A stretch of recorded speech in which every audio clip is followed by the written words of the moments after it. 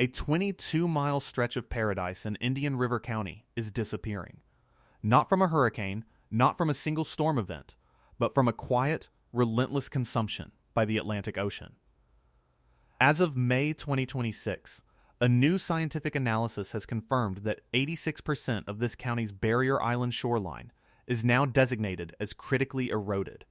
In a specific area, known as Sector 5, in the heart of Vero Beach, the damage is the most severe.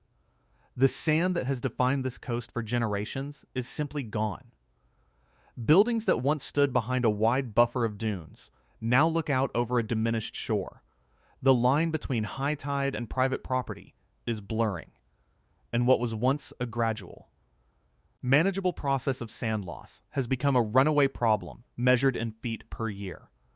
On June 30th, 2026, the Florida Department of Environmental Protection published its annual report mapping the state's eroding beaches.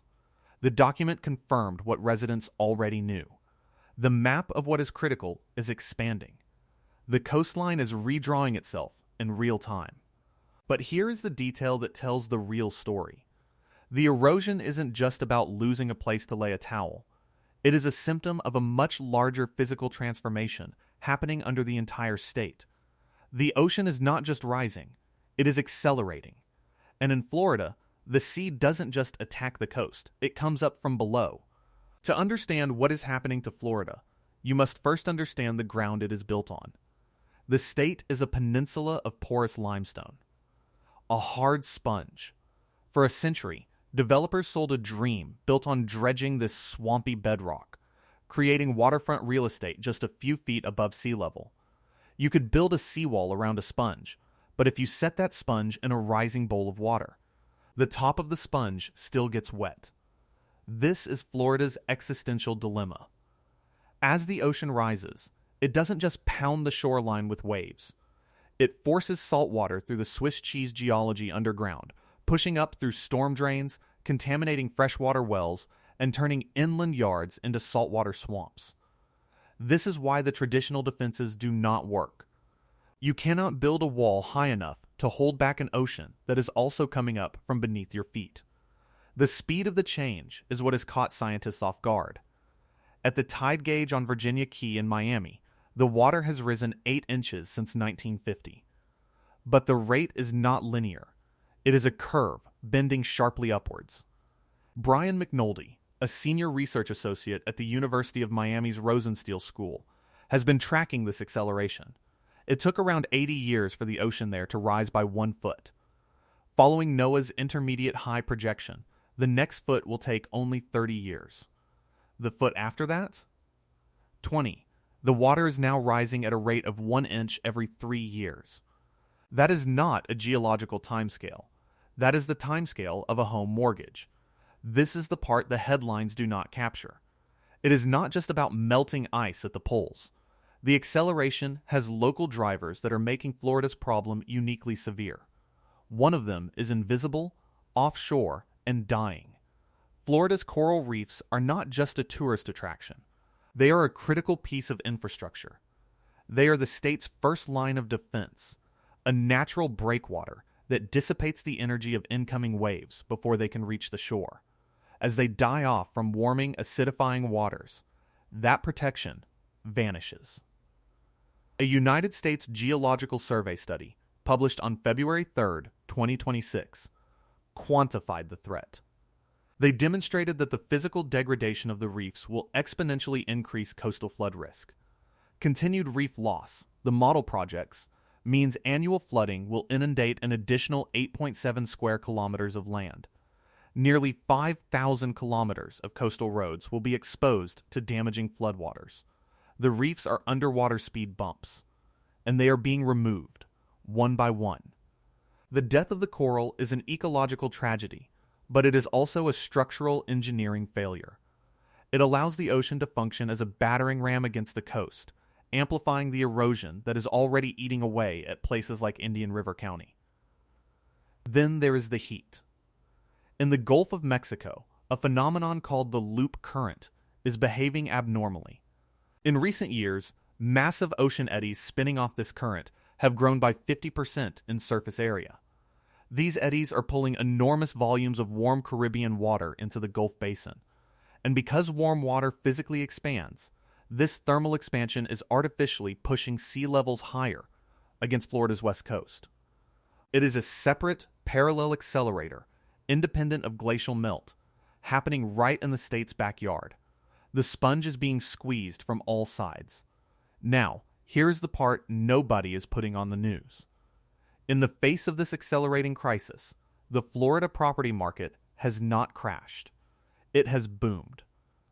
Homes in extreme flood zones, in neighborhoods that already experience saltwater flooding on sunny days, are selling for double what they cost just a few years ago. Economists call it a climate denial bubble, an entire market overvalued by billions of dollars, where the geological reality is ignored. This paradox is sustained by a belief that something will save the investment, that the government will build a bigger wall, install a bigger pump, or that insurance will cover the loss. And for a brief moment, the insurance market looked like it was stabilizing. After years of horror stories about collapsing carriers and skyrocketing premiums, something strange happened. In 2025, the market seemed to calm down. This was not an accident. It was the result of aggressive legislative reforms aimed at curbing litigation. The biggest effect was on Citizens Property Insurance Corporation, the state-backed insurer of last resort. For years, Citizens had ballooned as private insurers fled, becoming a massive bag of coastal risk underwritten by taxpayers. At its peak in October 2023, it held 1.42 million policies. But then, under its CEO Tim Serio, Citizens began an aggressive depopulation strategy. It forced hundreds of thousands of policies back into the private market. By the end of 2025, its policy count was projected to fall to just 385,000, a staggering 73% drop. The strategy was so successful that on December 10th, 2025, the Board of Citizens did something unthinkable. It recommended an average statewide rate decrease of 2.6% for 2026, the first rate drop in a decade. For a homeowner in Miami or St. Petersburg, this was a signal, a sign that the crisis was manageable, that the system was working. But it was a mirage. On July 8, 2026, a new study co-authored by the Brookings Institution and the University of South Florida shattered the illusion. It warned that the calm was temporary. The fundamental risk had not changed. It had only been subsidized and legislatively papered over. The study projected that by 2035, homeowners' insurance premiums would once again skyrocket. The discounts currently offered for wind and flood mitigation were not nearly enough to incentivize the kind of structural adaptations needed to survive what is coming. The short-term fix had created a false sense of security, directly feeding the real estate bubble. Dr. Harold Wanless, a geologist and professor at the University of Miami, has been the most outspoken critic of this disconnect. He sees an inevitable breaking point. We're probably going to have trouble buying and selling houses within 20 years, he has stated, because we won't be able to get insurance, or we won't be able to get 30-year mortgages. The 30-year mortgage, the financial bedrock of American home ownership, is on a collision course with a 20-year erosion timeline. The state government is not blind to the physical threat. Since 2021, it has fought back. Governor Ron DeSantis signed legislation creating the Resilient Florida program, a massive state-level effort to harden the coastline. By mid-2026, the state had poured $1.8 billion into this program. The money is funding a new generation of infrastructure. Roads are being physically lifted several feet above the floodplain. Giant new stormwater pumps are being installed. Seawalls are being raised higher. And in places like Vero Beach, millions are spent on beach renourishment, dredging sand from offshore and dumping it back onto the disappearing shoreline. It is a massive, expensive, taxpayer-funded war against the ocean. But here is a fundamental question. Can you pump the entire Atlantic Ocean? Miami-Dade County is at the epicenter of this fight. During king tides in the fall, on days with no rain and brilliant blue skies. Saltwater already pushes up through the storm drains and flood streets in Miami Beach, Shorecrest, and the Keys. This is sunny day flooding. It is the system failing under normal conditions. The ground is already saturated. The new pumps work to clear the streets, but they are pumping against the pressure of the entire rising sea. They are treating a symptom, not the disease. Brian McNulty describes these efforts plainly. We can adapt as much as we can. If that's as simple as raising roads, installing pumps, that's kind of a short-term fix. The problem is that the fixes are designed for a linear problem, but the ocean is rising exponentially. The water is coming faster. The storms will hit harder because the reefs are gone. The ground itself is compromised. Zoom out, and the scale of the state's challenge is immense.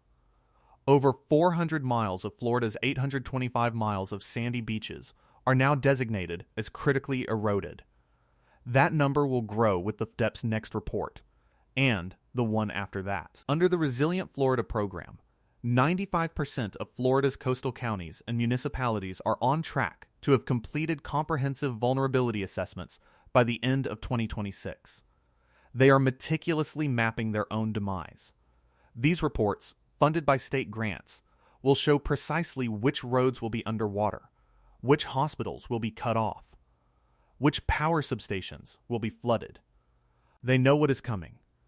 The official state planning documents mandate that local governments prepare for NOAA's intermediate low and intermediate sea level rise scenarios. These are the cautious, consensus-driven projections. But reality, as tracked by McNulty at Virginia Key, is already tracking closer to the intermediate high scenario. The worst case is becoming the most likely case. And then there are the geological hardliners, like Harold Wanless.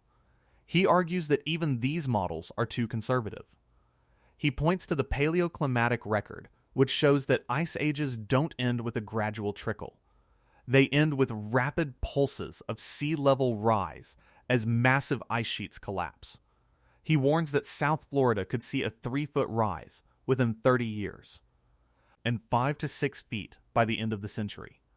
Under those scenarios, up to 60% of Miami-Dade County could be underwater by 2060. This scientific conflict is not just academic. It is the central, terrifying uncertainty. Is the water rising at a pace we can engineer our way out of, one raised road and one pump at a time? Or is it rising at a pace that will simply overwhelm us? The state is spending billions preparing for a flood. Geologists are warning of an inundation. The story of Florida's coast is no longer about the next big hurricane. It is about the daily, quiet, inexorable rise of the water. It is in the 86% of a county's coastline that has become unrecoverable. It is in the ghost infrastructure of a dead coral reef that no longer protects the shore. It is in the surreal math of an insurance market that offers a rate cut 1 year, while academic models predict its total collapse the next decade. It is a story of contradictions, of a real estate bubble inflating on land that is subsiding, of a state government spending billions on solutions that experts call a short-term fix, of an entire economy built on the dream of a permanent shoreline, confronting the reality of an accelerating sea. 3 questions hang over the peninsula tonight. How long can a multi-trillion-dollar real estate market deny the laws of physics before the bubble doesn't just burst, but gets washed away? Can our engineering, our pumps, our walls, and our money keep pace with a natural force that is not moving in a straight line, but is accelerating exponentially?